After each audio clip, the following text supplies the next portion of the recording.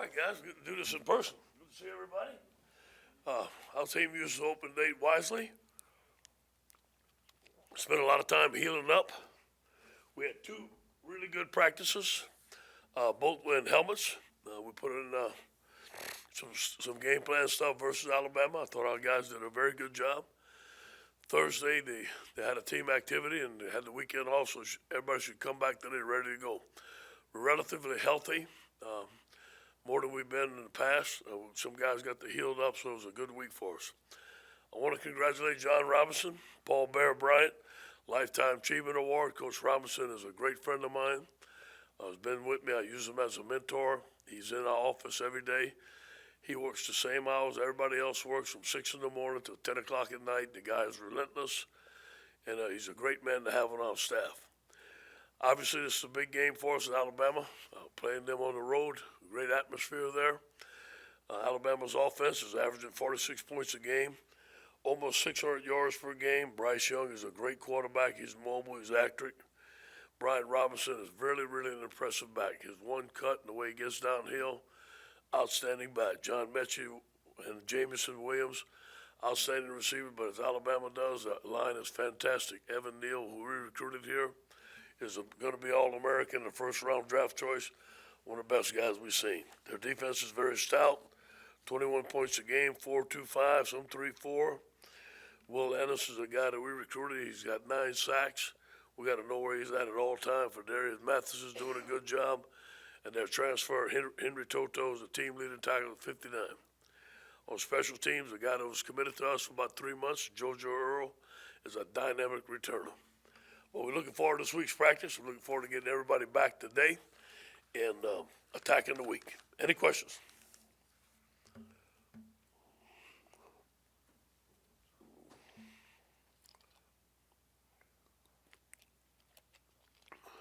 Yeah, there was a report about 30 minutes ago that said Myles Brennan entered the transfer portal. Can you confirm the status of that? Yeah, he just came meet with me. He said, Coach, he was teary-eyed. It was a tough decision for him. He thought that he just needed to find a place that he felt that he can go play for 1 year and start. And obviously, I know he's not going to play this year. He's not ready. It was a tough decision. I think he and his family made it. I told him, I said, listen, hey, you hold your head high. You gave all you can to LSU. You graduated from LSU, and I wish him the best. Hey, Coach, I know you don't like to get into spreads or numbers, but you heard that y'all are 28.5-point underdogs, and what do you think about the total lack of respect by Vegas this week? No, we don't pay attention to that. This first I heard of it. I remember I was at Ole Miss. We came to play LSU. We was a 27-point underdog. Went into overtime, so those games can go either way. They're a very good football team. Give them credit, but we're gonna be ready to play.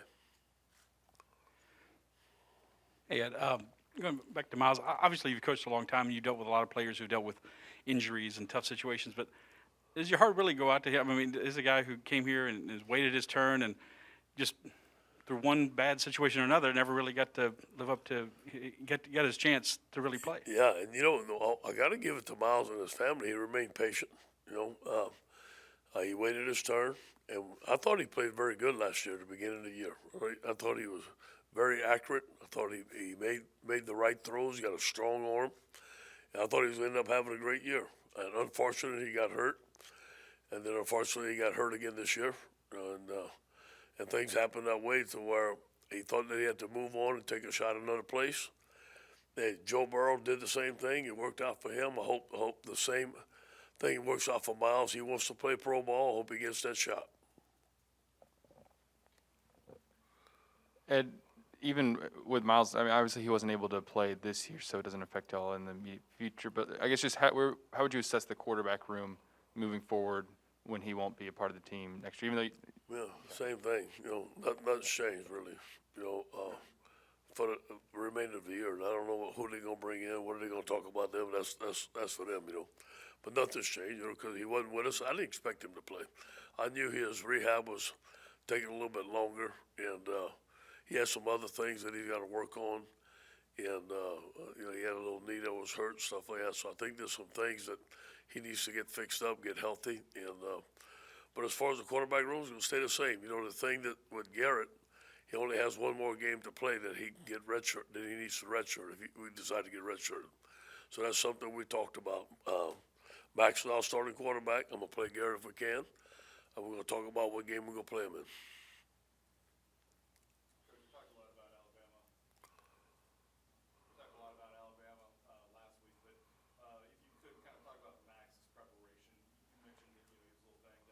Yeah.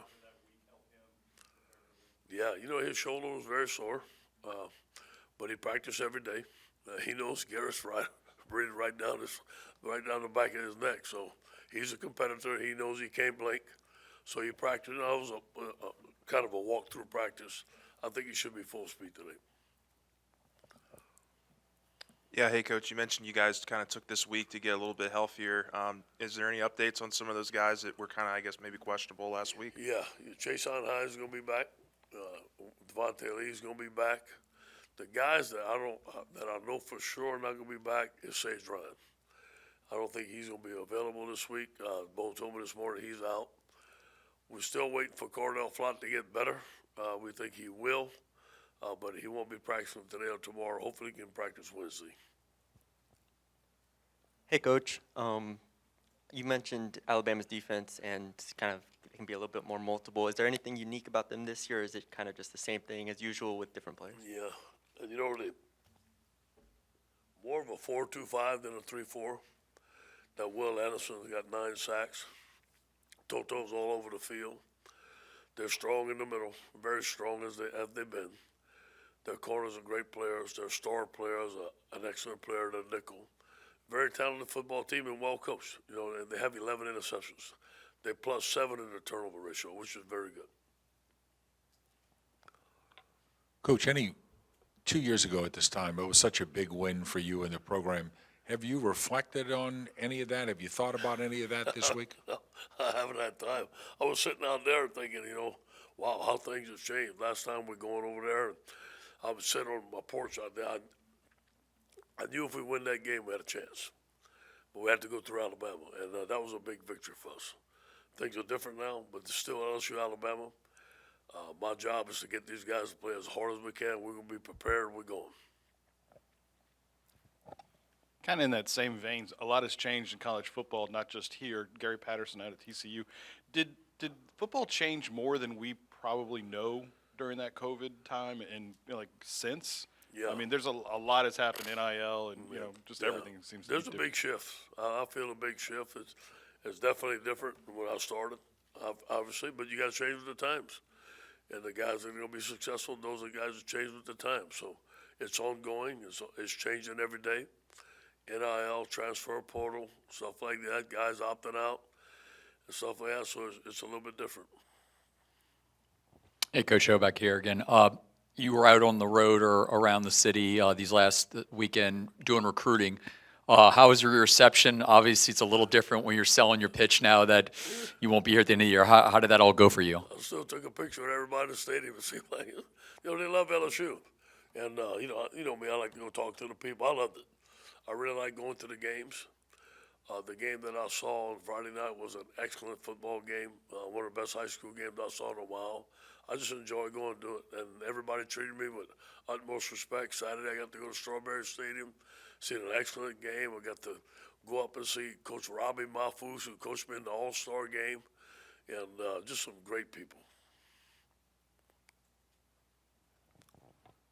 Coach, any thoughts on? I talked to Bryce Brown a couple of weeks ago, and he says you and he are very close.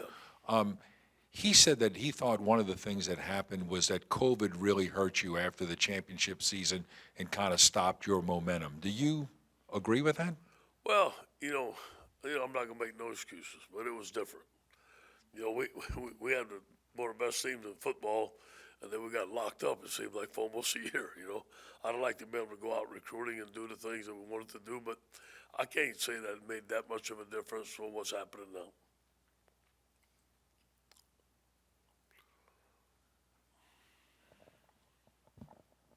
If you would, talk about your running back room and how much I think you're going to need them this week or how much you think you're going to need them this weekend. We have to run the football. We have to be very solid in the run game. Ty Davis. we getting Bradford back. Armani Goodwin's going to be back. Corey Connor's going to be back. We'll need all four of them to play, and we need to rotate those guys and keep them fresh. We have to be 50-50. We can't get one dimension on this team. Trey Bradford is eligible now? Yes, yeah, he's been eligible. He just had a lingering, he's a track guy. He had a lingering hamstring for a while. Now he's better to where we can get him out to practice, and hopefully he can do very well. And then Malik Neighbors has kind of come on a little bit over the course of the season. For a guy who didn't play his senior year, how kind of amazing was it to see somebody who could step in right away, even though he kind of lost a year of high school there at the end? Coming into camp this summer, he was one of the best receivers out there. The guy's just natural. He's fluid. He's got a great catch radius. He's a competitive guy. He knows how to run routes. He's tough. He can play at safety. So I don't know if that year off hurt him, to be honest with you. And unfortunately, it was a Monday practice where we only had we didn't have any helmets on, and he went for a ball and he fell on the shoulder. And if he didn't do that, I think the guy would have had a breakout year as a freshman.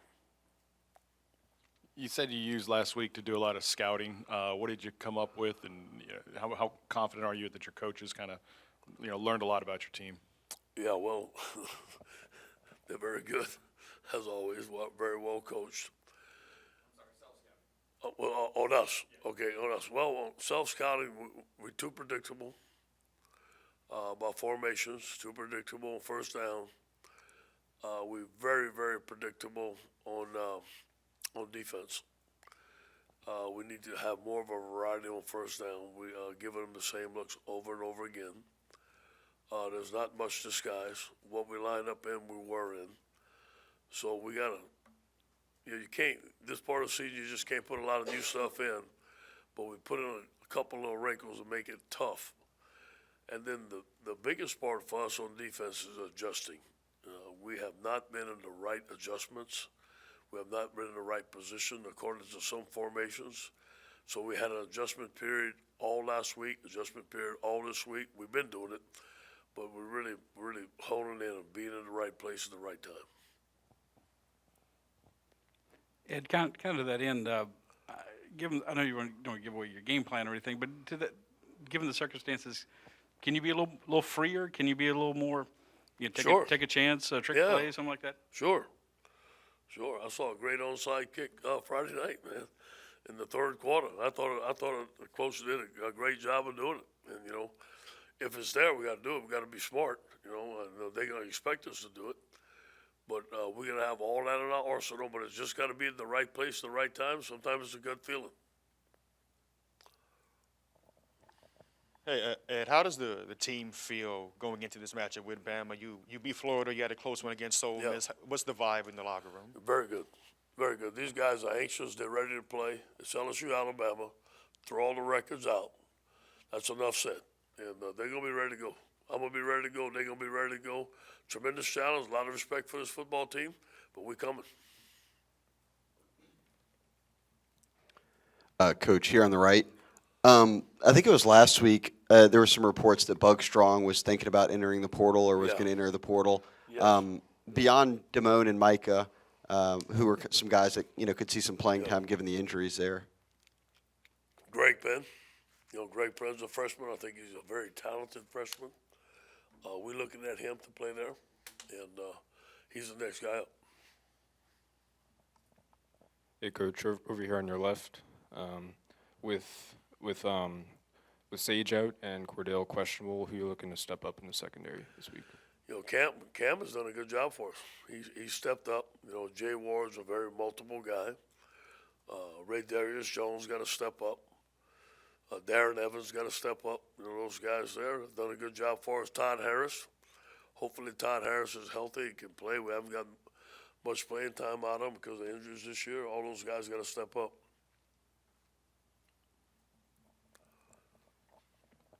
Sorry to keep hammering the injury bug, but are you in danger of not meeting the requirements? Oh, no, not at all. No. We're fine. Nope. If we're not, we'll fake it till we make it.